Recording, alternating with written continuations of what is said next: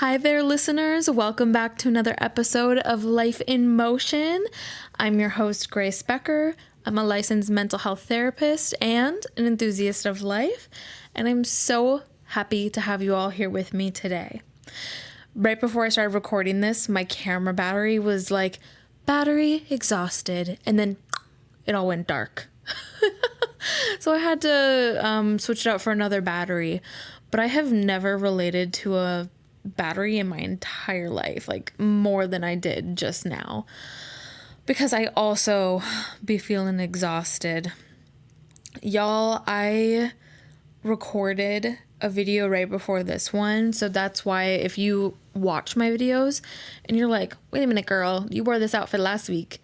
Yes, I know. It's because I'm recording again right away. I'm just kind of in a mood to record. I don't know. I feel like pouring my soul out to all of you tonight for some reason. Will future Grace regret that? Being on social media and being out there on the internet for anyone and everyone to see? Possibly. Is there anything I plan on doing about it now? Nope. I started this podcast because I wanted an outlet where I could help people and reach more people, and maybe also find my own community of people who are like me, who maybe you're struggling with the same things, and just find my people. You know what I mean? And if you are my people, you can probably also relate to this freaking battery every now and then. Yeah, it's been an interesting week so far. I feel a little tired. It doesn't help that I am on my menstrual cycle, and I do feel tired. But it's one of those tireds where maybe you're tired, but you're chatty. I don't know if anyone relates to that. I used to call it my crackhead hours. If anyone is a OG friend, I called it my crackhead hours, because I will get to this point where I'm tired that I just it's my second wind. Basically, you've probably heard of you getting your second wind. That is what I call my crackhead hours, because not only do I get my second wind, but I've become chatty. And sometimes I can be chaotic, a little bit chaotic, but it's fun. It's spicy. I'm a Sagittarius. What do you expect? But y'all, for this episode, we are going to be breaking down how to communicate and how to listen better. So whether it's with your partner, with friends, coworkers, strangers, family, good communication is everything. And not just communicating, but also listening. Listen, Linda, listen. So today we're going to be diving into that. And by the end of this episode, you're going to walk away with 5 key tools that you can start using today if you want to. So make sure to stay tuned in and to listen to get those tools for better communication and better listening with people in your life. So let's break down why communication, right? Why are we talking about this? And one myth is that good communication always means agreeing, when that is not true. When you are communicating with another person, it is not always about agreeing with them or who's right, who's wrong. It's about figuring out, getting more information and figuring out what that other person is trying to tell you. What's the message? What do they need? What is going on? What are the root causes here? And the reason that we're talking about this is because it's so important, right? Not only to foster relationships with the people in your life, which is a pretty big one. I would imagine you would want to have, good relationships with people in your life, but it's also going to help with the tone, your timing.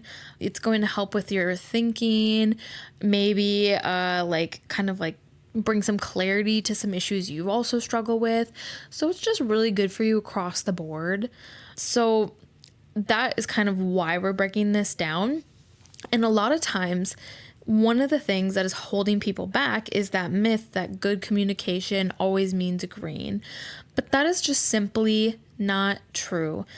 Communicating more so is about figuring out more, getting more information from that person.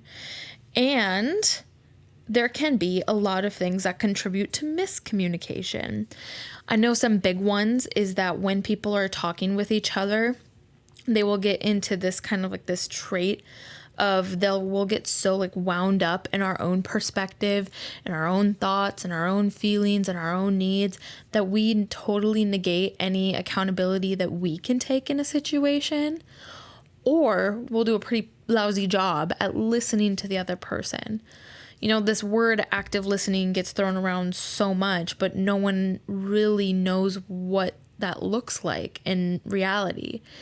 And it doesn't look like, you know, just like thinking about what you're going to say next after the first person's done talking. It's about actually paying attention, coming at that person with follow-up questions, coming at that person mirroring what they're going to say. You know, it's not about like the way you communicate with of like trying to force your perspective down another person's throat, because we do that, right? Like we will get caught up in our perspective and we're like, okay, yeah, but my point is this, right? What we want to do is we want to break away from that and we want to try to see things from another person's perspective, because there's always going to be opportunity for you to share your perspective. But let's focus on one person at a time, right? And ideally, we're going to focus on the person who's bringing, you know, the issue to the forefront, right? And then we are going to be sharing our perspective. So let's talk about the different, you know, communication styles. So we have passive, we have aggressive, we have passive aggressive, and we have assertive communication. So what is passive communication? The core message behind passive communication is your needs matter more than mine. Right? So characteristics of this, it's going to be a lot of avoiding expressing one's opinions, hesitating to set boundaries, difficulty expressing emotions, even suppressing them, and often giving in to others. So this passive, it's a very, you know, like you take the back burner, you take the back seat kind of approach, right? Like you put other people's needs, other people's perspectives. You will sacrifice your own boundaries for that other person, right? So it's a very passive, like your needs matter more than mine type of communication. Oftentimes people with this style of communication are going to be quite quiet. They're going to be apologetic. And they're also going to be uncertain, right? Just because they don't know how to go about navigating this. And it could be for a million different reasons. It could be, you know, the way that they grew up. It could be messages they receive from people over time. It could be trauma. It could be, you know, a tendency to people please and like catering to other people's needs. So there's a lot of things that can be contributive to that. And the impact is that this builds resentment over time. You know, if you go overlooked or, you know, taken advantage of for so long, there is so much of that. There's only so much of that a person can handle. And if that's something that you've experienced and maybe you are getting to that burnout part of it, like keep listening, because this will be a good episode for you. So that's really passive communication. Now let's get into what aggressive communication is. So aggressive communication, the core message behind that is that my needs matter more than yours.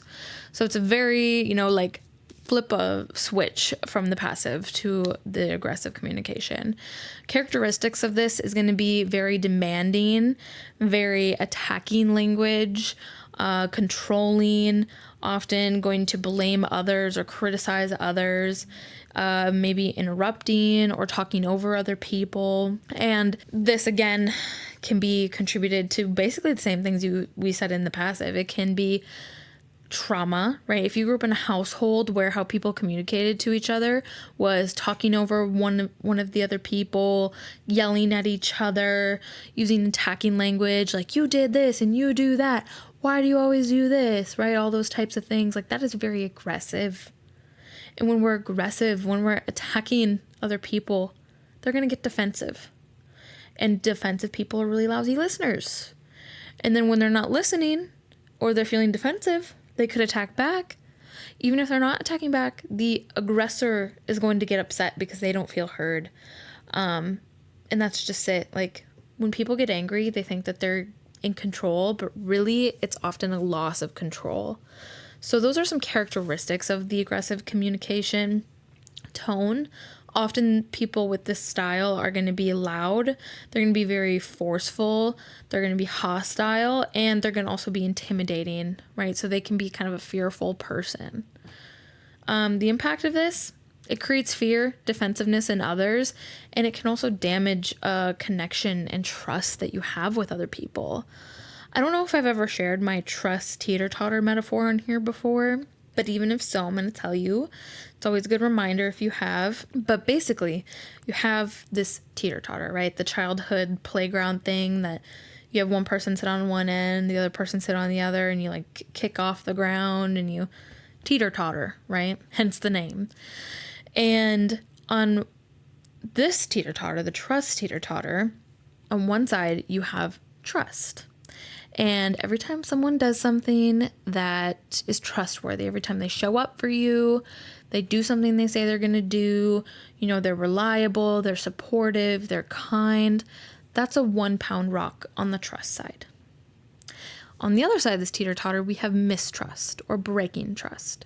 So every time a person doesn't show up for you, every time they let you down or they are rude to you, basically like anything related to breaking your trust, that's a 100 pound rock on that end. So it is so easy to break trust in a relationship, and it is difficult to build that trust back up. So let this be a message to you all that if you have this type of aggressive communication style, you are likely damaging that teeter-totter, that trust and mistrust in your relationships. And there's a lot of work to be done to like build that balance back up. So that's really aggressive communication.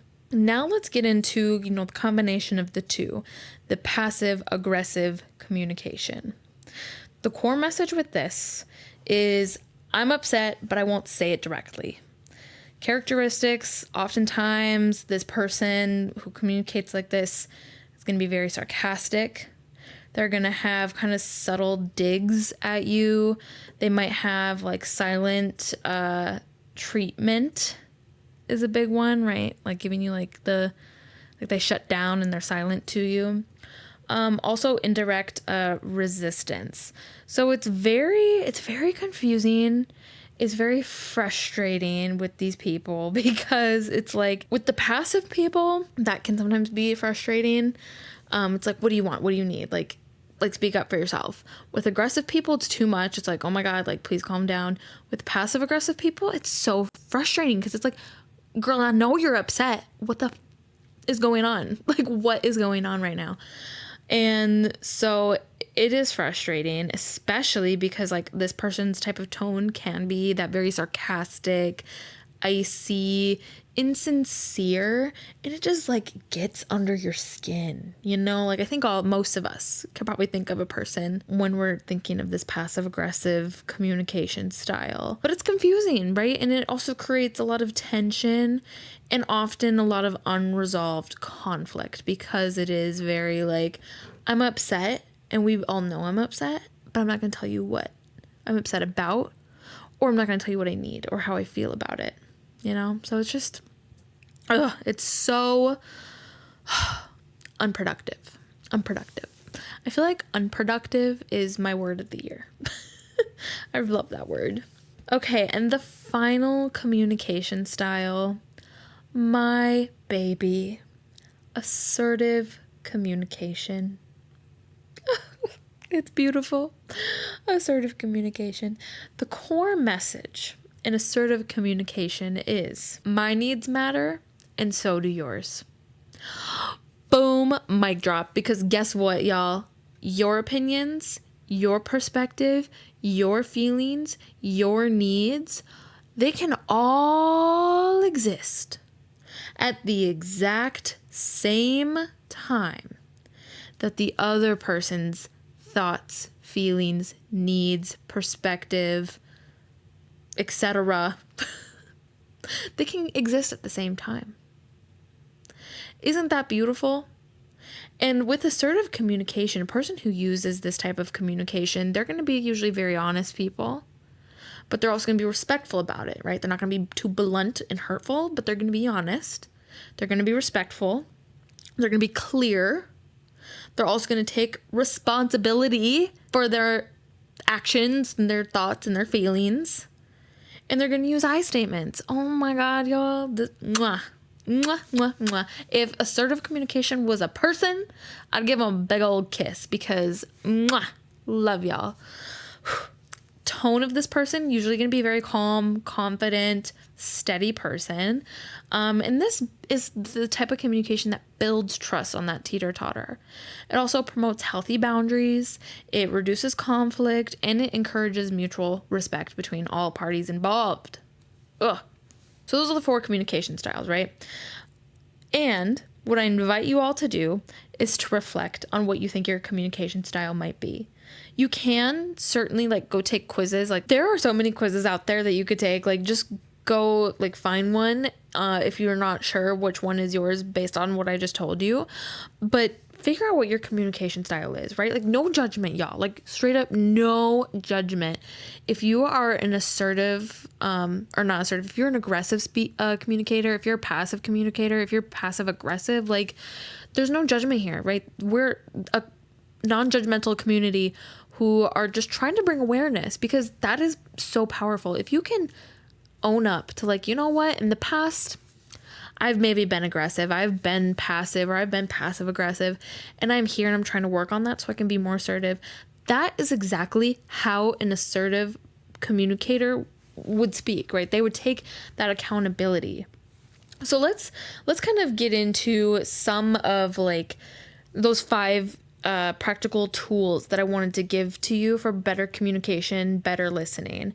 And you're going to find that a lot of them reflect some of those key characteristics from that assertive communication style. So the first one is the use of I statements instead of you accusations. So when a person is, trying to communicate something, right? Maybe trying to communicate how they feel or trying to communicate an opinion, using the word you, such as you never tell me anything, or you never communicate with me, or you make me so frustrated, or why do you do this? Why do you do that? You should do this. You shouldn't do that.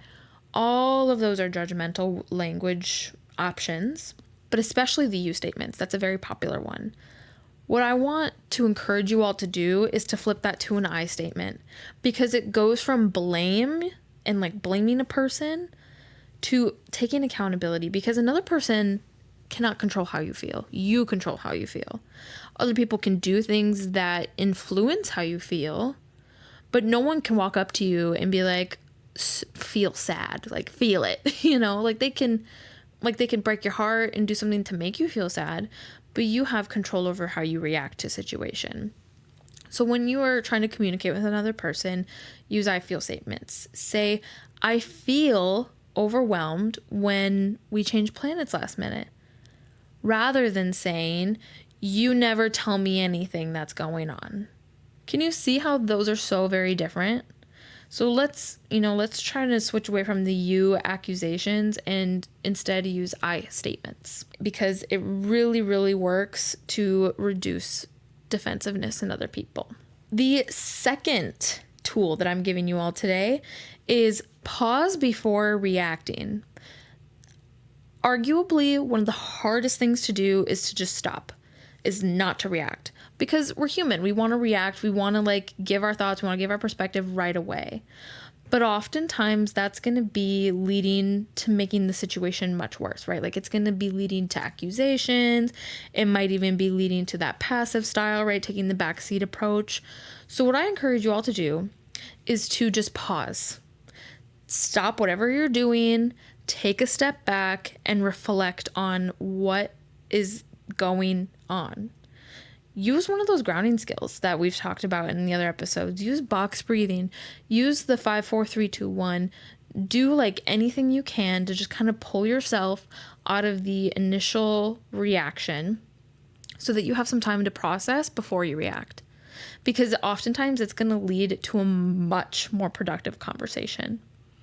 So pausing before reacting, that is the second tip. The third tip is reflective listening. So this is where the listening is really important, because, something that I hear a lot as, especially recently as a therapist, a lot of people are like, oh, I suppose you get paid to talk, don't you? Actually, I get paid to listen. Of course I do a lot of talking in my job. That's, part of it. But really, I'm there to listen to people.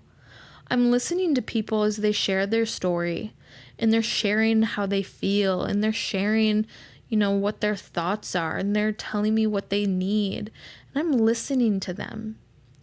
And the reason that a lot of people love therapy and recommend therapy is because you can go to a place that is safe, confidential, non-judgmental, that is supportive, validating, and that can offer practical tools on how to go about issues in your life. And one thing that a lot of therapists are taught to do early in their education is mirror back what a client is saying. So if I have a client coming to me and they're like, oh my God, yeah, this was just I had a horrible day. Work was overwhelming. I had to do this, this, and that. And this person got fired. This person quit. So I had to take on their responsibility. And then I go home and my kids, their room's a mess. There's ants all over the floor. And my husband didn't take out the garbage.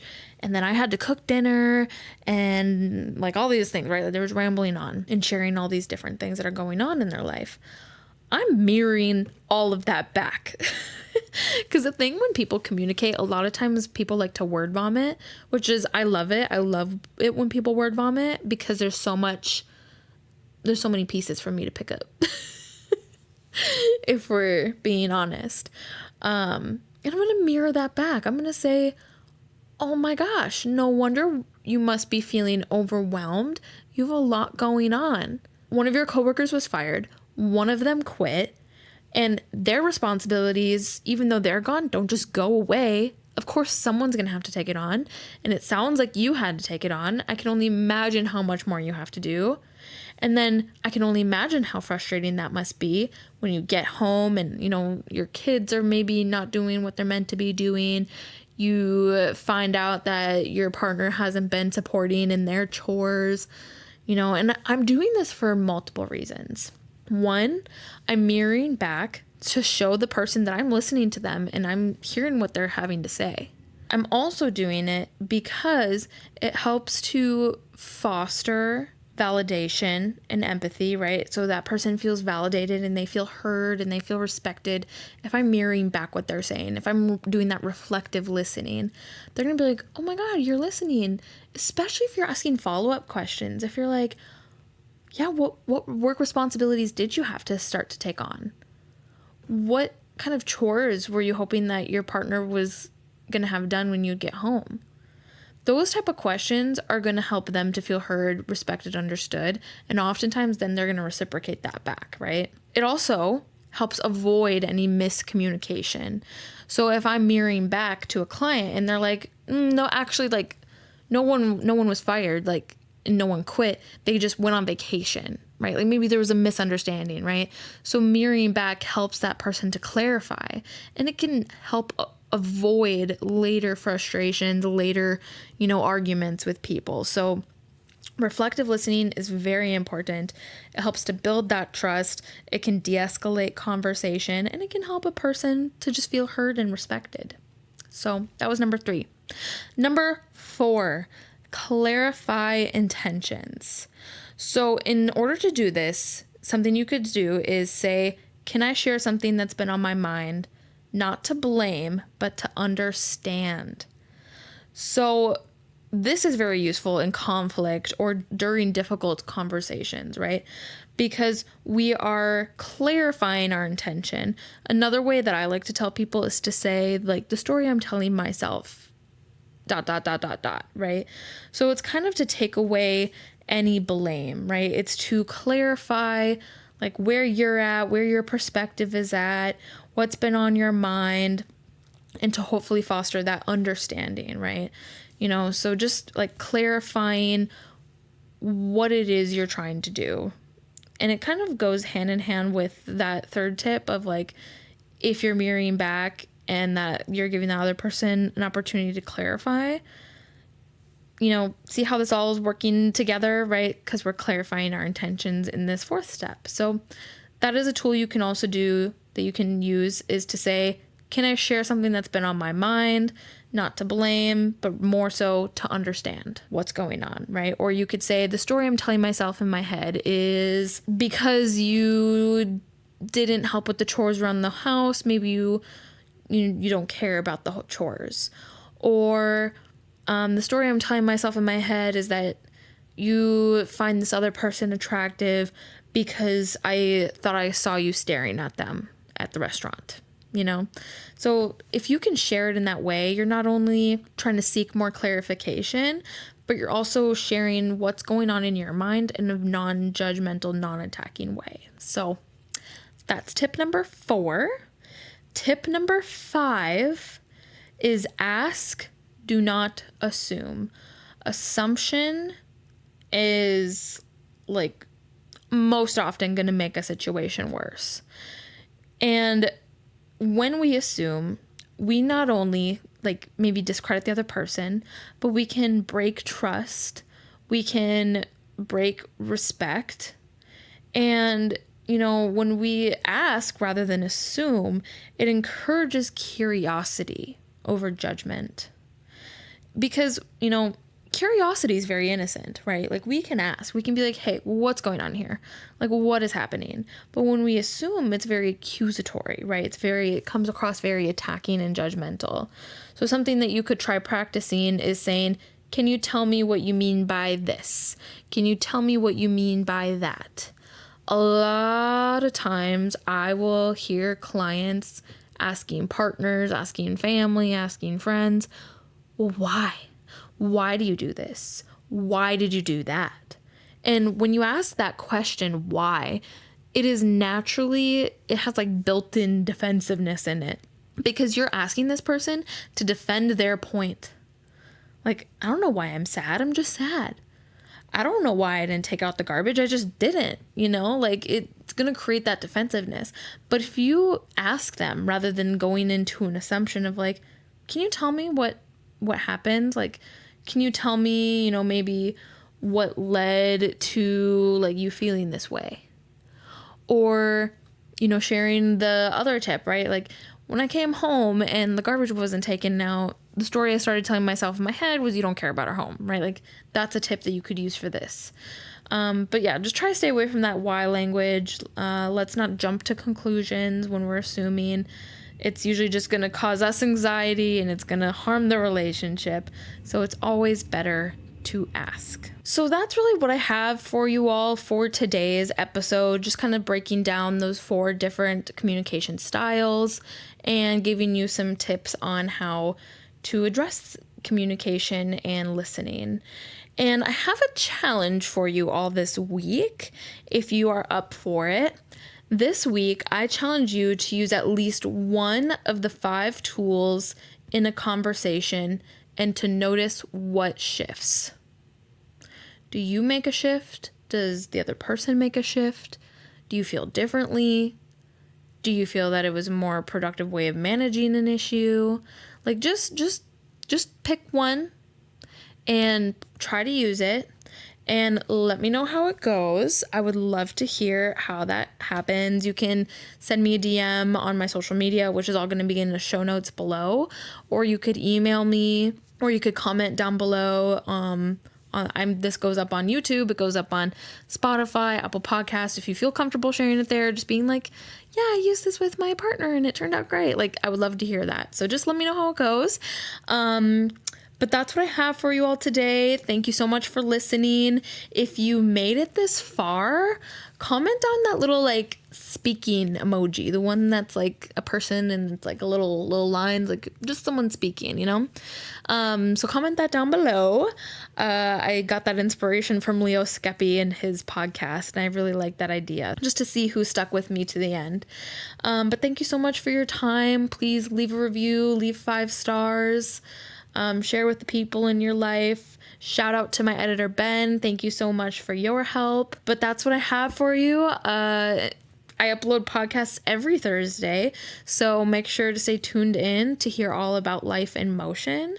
But until next week, embrace the chaos and find the beauty. Bye.